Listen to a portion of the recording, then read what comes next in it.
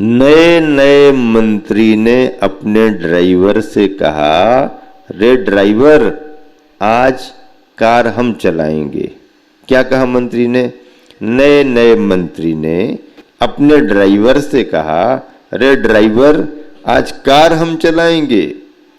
तो ड्राइवर बोला, तो हुजूर फिर हम उतर जाएंगे गाड़ी से, हुजूर फिर हम उतर जाएंगे। अब ड्राइवर और क्या बोला, अरे कार चला करके तो देखिए, आपकी तबीयत बहल जाएगी। कार चला करके तो देखिए, आपकी तबीयत बहल जाएगी। ये कार है, सरकार नहीं जो भगवान के भरोसे चल जाएगी। क्या? ये कार है, सरकार नहीं जो भगवान के भरोसे चल जाएगी। सरकार तुम्हारी फिर भी भगवान के भरोसे चल सकती है, लेकिन कार तो ड्राइवर के भरोसे ही चलेगी। मंत्री महोदय देख लो, आप अगर आप चलाते हो तो हम उतर जाएंगे। ये कार है, सरकार नहीं ये भगवान के भरोसे चल जाएगी। मतलब ये है कि गाड़ी कार को सही सलामत चलाने के लिए सुयोग्य ड्राइवर की जरूरत है। सम्यक दर्शन रत्नत्रय में ड्राइवर का काम करता है। ज्ञान को भी समीचीन बनाता है, चारित्र को भी समीचीन बनाता है। रत्नत्रय में सम्यक दर्शन की महिमा बहुत गाई गई। मोक्ष महल की प्रथम सीढ़ी, प्रथम सीढ़ी, 100 सीढ़ियां 200 सीढ़ियां हैं, सब सीढ़ियों का महत्व है, प्रत्येक सीढ़ी का महत्व है। लेकिन आगे की सीढ़ी बना दें और पहली छोड़ दें और गैप कर दें, चढ़ो आप, कौन चढ़ेगा? यहां तो है ही नहीं सीढ़ी। तो मोक्ष महल की प्रथम सीढ़ी, मोक्ष के महल में जाने के लिए पहली सीढ़ी जिस पर पहला पैर रखा जाएगा, पहला पैर जिस पर रखा जाएगा, उसी के बाद अगले कदम को रखने की स्थिति बनेगी। ऐसा सम्यक दर्शन जिस किसी भव्यात्मा को होता है, यह सम्यक दर्शन चारों गतियों में हो सकता है। मनुष्यों को तो होता ही होता है। मनुष्यों में स्त्री पुरुषों के लिए, बालक बालिकाओं के लिए, हाँ ये बात अलग है कि 8 वर्ष की उम्र उसकी हो गई और 8 वर्ष की उम्र आते ही उसकी योग्यता वैसी हो गई तो सम्यक दर्शन का परिणाम आने में देरी नहीं। 8 वर्ष की उम्र के पहले रुचि बढ़ सकती है, भावना बन सकती है, लेकिन वो उस गुण को प्रकट करने के लिए आगम ग्रंथों में लिखा है कि 8 वर्ष अंतर मुहूर्त का समय उसका होना चाहिए। ये मनुष्य त्रियंचों की बात, त्रियंचों को भी सम्यक दर्शन हो सकता है। हाँ, हाथी को, गाय को, भैंस को, बकरी को, शेर को, किसी भी त्रियंच को, पक्षियों को भी सम्यक दर्शन हो जाता। लेकिन शर्त क्या है? संगी पंचेंद्री पना हो। 8 बरस की उम्र तो बता दी, लेकिन अब एक इंद्री है, विकलत्र है, नहीं, 8 वर्ष की उम्र हो और संगी पंचेंद्री पना हो। विकलत्रियों को नहीं होता, पंचेंद्री में भी असंगी को नहीं होगा। असंगी को क्यों नहीं होगा? अभी उसके पास मन ही नहीं है। अब जब मन ही नहीं है तो आगे का काम कैसे बनेगा? मन क्या काम करता है? देखो, कान काम करता है पर उसकी अपनी भूमिका है। आंख, नाक, स्पर्श, जिह्वा कार्य करती है, अपने योग्य विषय को ही ग्रहण करते हैं। 5 इंद्रियां स्पर्श रस गंध वर्ण वंता पुद्गलाह इसी के लिए है। तो ये 5 इंद्रियां अपने अपने योग्य विषयों को ग्रहण करती हैं। मन का क्या काम है? मन इन इंद्रियों का राजा है। मन क्या है? इन इंद्रियों का राजा है। मन इन इंद्रियों का कमांडर है, सेनापति है।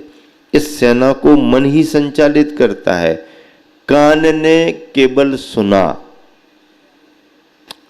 अब इसके बाद कान का कोई काम नहीं है, लेकिन सुनने में अच्छा आया कि अच्छा नहीं आया, पसंद है कि नहीं है, कौन सा स्वर है, कौन सा संगीत है, सा रे ग म पा धा नी सा, सा रे ग ध पानी पी जा, क्या? सा रे ग म पा धा नी सा, ये स्वर हो गए। और समझ में नहीं आए तो सा रे ग ध पानी पी जा, सारे गधा पानी पी जा, सारे गधा पानी पी जा, सारे गधा पानी पी जा, सा रे ग म प ध नी सा। आचार्य ने मूक माटी में स्वर संगीत को लेके बहुत लिखा। तो कान ने केवल सुना, पर अच्छा और बुरे का भेद कान नहीं कर पाता। नासिका ने सूंघा, पर सुगंध है कि दुर्गंध, ये भेद नासिका नहीं करती। जिह्वा ने चखा, सरस है कि नीरस, कड़वा है कि मीठा, जिह्वा भेद नहीं कर पाती। आंख ने देखा, रंग रूप आया, अच्छा लग रहा कि नहीं लग रहा, आंख भेद नहीं कर पाती। स्पर्श हुआ, गर्म हवा लगी, ठंडी हवा आ गई, ठंडी अच्छी लग रही, गर्म अच्छा नहीं लग रहा, ये स्पर्श इंद्री भेद नहीं कर पाती। ये भेद कौन करता है? मन। मन राजा है, राजा, इंद्रियों का राजा है। और मन अपने विचारों से इष्ट और अनिष्ट की कल्पना करता है। इष्ट और अनिष्ट का मतलब है अच्छे और बुरे का भेद करता है। अच्छे बुरे में भेद करने की क्षमता मन के पास है। रत्न करंडक श्रावकाचार संपूर्ण श्रावकाचारों में सर्वाधिक प्रामाणिक, निर्विवाद और आचार्य समंत भद्र महाराज जी के द्वारा लिखा 2000 बरस पुराना, इससे भी ज्यादा बरस हो गए, प्रामाणिक और निर्विवाद ग्रंथ है। ऐसे ग्रंथ में एक अध्याय है पूरा सम्यक दर्शन की स्तुति में लिखा। आचार्य श्री बतलाते थे गुरुवर कि उनके गुरुवर आचार्य ज्ञान सागर जी महाराज रत्न करंडक श्रावकाचार को रत्नात्रय की स्तुति वाला ग्रंथ कहते थे कि ये ग्रंथ सामान्य श्रावकाचार नहीं है, रत्नात्रय की स्तुति करने वाला ग्रंथ है। और बहुत प्रिय था उनको। गुरुवर ज्ञान सागर जी महाराज जी ने भी रत्न करंडक श्रावकाचार पर हिंदी व्याख्या टीका लिखी, जिसका नाम मानव धर्म रखा। क्या नाम रखा? मानव धर्म रखा। आचार्य ने रत्न करंडक श्रावकाचार का पद्यानुवाद किया, नाम रयन मंजूषा रखा। क्या नाम रखा? रयन मंजूषा। रयन मंजूषा का अर्थ भी वही होता जो रत्न करंडक। रयन रत्न एक बात, करंडक और मंजूषा पेटी एक ही बात। रत्न करंडक रयन मंजूषा गुरुवर आचार्य ने किया और हम सभी उस पद्यानुवाद को पढ़ते हैं। सम्यक दर्शन किस गति में हो सकता है? चारों गतियों में हो सकता है। नरकों में भी हो सकता है, हाँ नरकों में भी हो सकता है। त्रियंच पशु पक्षियों को भी हो सकता है, उनको भी हो सकता है। मनुष्य देवों को भी हो सकता है, उनको भी हो सकता है। अगर चारों गतियों में सम्यक दर्शन होता है तो किस गति में सम्यक दर्शन पाने का कारण क्या है? अंतरंग का कारण तो जीव के परिणाम है। जीव के परिणामों में उसके कर्म की क्षयोपशम अवस्था है। हाँ, दर्शन मोहिनी कर्म का क्षय उपसम हो रहा है तो क्षय उपसम्यक होगा, उपसम हो रहा है तो औपसम्यक होगा सम्यक दर्शन, और क्षय हो रहा है तो क्षयिक सम्यक दर्शन होगा। अंतरंग परिणाम तो चारों गतियों के दर्शन मोहिनी कर्म का क्षय क्षय उपसम उपसम है, जो अंतरंग का परिणाम। लेकिन बहिरंग के निमित्तों में अलग अलग निमित्त हैं, बहिरंग के निमित्त अलग अलग हैं। नारकियों में सम्यक दर्शन होने के क्या निमित्त बन सकते हैं? नरक में किसी जीव को सम्यक दर्शन हो तो उसमें क्या निमित्त बनेगा? उसके अंतरंग के परिणाम तो कर्म का क्षय क्षय उपसम होगा ही होगा, लेकिन उसके अलावा नारकियों को जाति स्मरण से भी सम्यक दर्शन होता है। किससे होता है? जाति स्मरण। जाति स्मरण का मतलब क्या है? तकलीफ को सहन करते करते, कष्टों में रहते रहते, कभी किसी नारकी को अपने कर्म के क्षयोपशम से कोई अपने अतीत भाव की स्मृति आ जाए, मैंने उस समय ऐसा किया था, उसके फलस्वरूप यहां आया, वो ऐसा नहीं करना था, तो ये उसको जाति स्मरण हुआ।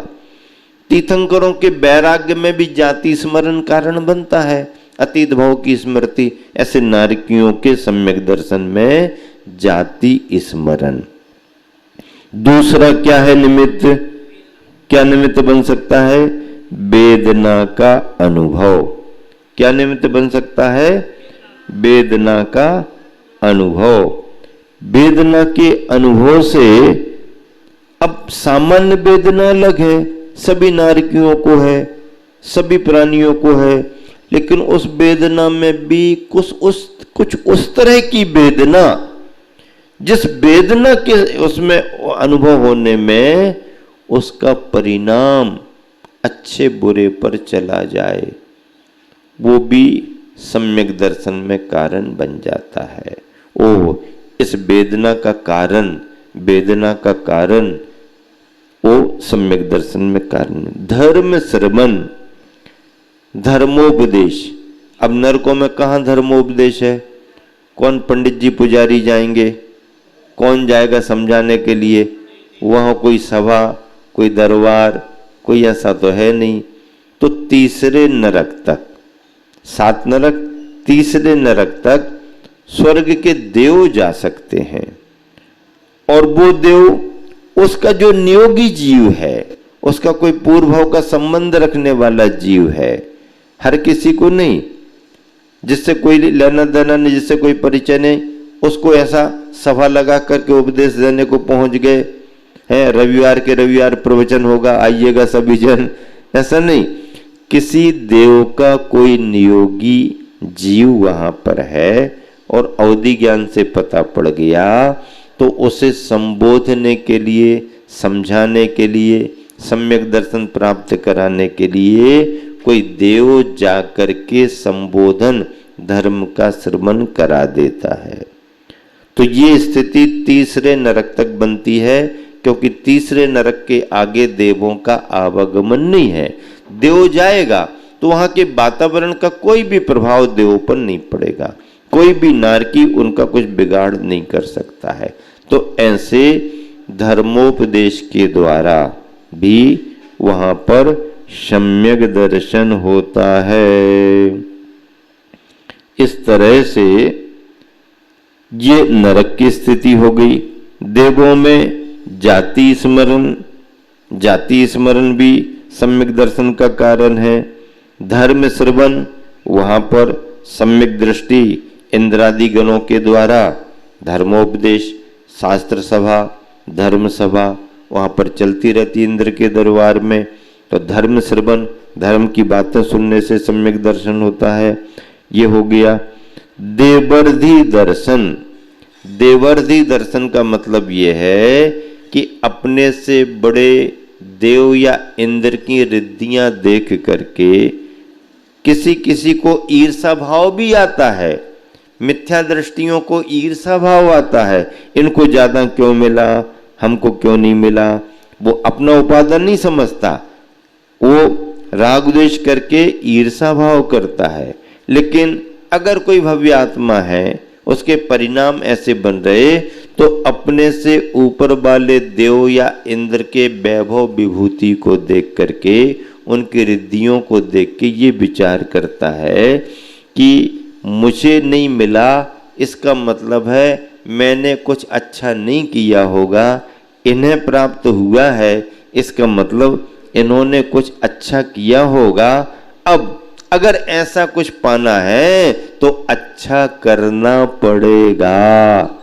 ऐसे भाव आने पर सम्यक दर्शन होता है, देवर्षि दर्शन और जिन महिमा दर्शन। जिन महिमा दर्शन का मतलब यह है कि जब इंद्र भगवान के समोसरण में कल्याणक मनाने के लिए आता है, उसके साथ उसकी आज्ञा से अधीनस्थ संपूर्ण 16 स्वर्गों तक का पूरा परिकर, पूरा परिवार आता है इंद्र के साथ। किसी की इच्छा हो या ना हो, धर्म पर श्रद्धा हो या ना हो, इंद्र का आदेश जारी हो गया, सबको चलना पड़ेगा। तो इंद्रादि सम्यक दृष्टि देव देवियों के साथ में मिथ्या दृष्टि देवी देवताओं को भी आना पड़ता है। और जब समोसरण में अपने स्वामी शक्तिशाली सौधर्म इंद्र को भी भगवान की भक्ति करते हुए देखते हैं, तो उन्हें ये प्रतीत होने लगता, अभी तक तो मैं इन्हीं को महान मानता था, इनसे भी महान तो ये हैं जिनके पास कुछ भी वैभव नहीं। ऐसा करके भगवान की बीतरागता पर विश्वास होता है और उन्हें सम्यक दर्शन हो जाता है। जिन महिमा दर्शन से उनको सम्यक दर्शन हो गया। त्रियंचों को, अब देखो विमानों में रहने वाले भगवान के बिंब सम्यक दर्शन में कारण नहीं बन रहे, क्योंकि वो तो रोज के हैं। लेकिन जिन महिमा दर्शन अर्थात समोसरण की वैभव विभूति और इंद्रादि को देख करके होता है। अब मनुष्य और त्रियंचों में कारण जाति स्मरण, धर्म श्रवण और जिन बिंब दर्शन, जिन महिमा नहीं, जिन बिंब। तो जाति स्मरण तो समझ लिया, धर्म श्रवण भी यहाँ तो रत्नत्रय का उपदेश है, मुनिजन है, आरिकाएं हैं, विद्वान है, सब भी हैं। केवली भगवान तीर्थंकर भी मध्यलोक में रहते। तो धर्म श्रवण तो मनुष्य त्रियंचों को बना ही बना। मनुष्य भी सुनता है, त्रियंच भी सुनते हैं, वह भी उपदेश सुनते हैं, वह भी पकड़ते हैं, ग्रहण करते हैं। तो धर्म श्रवण। समय हो गया, विराम देता हूँ। महावीर भगवान की जय।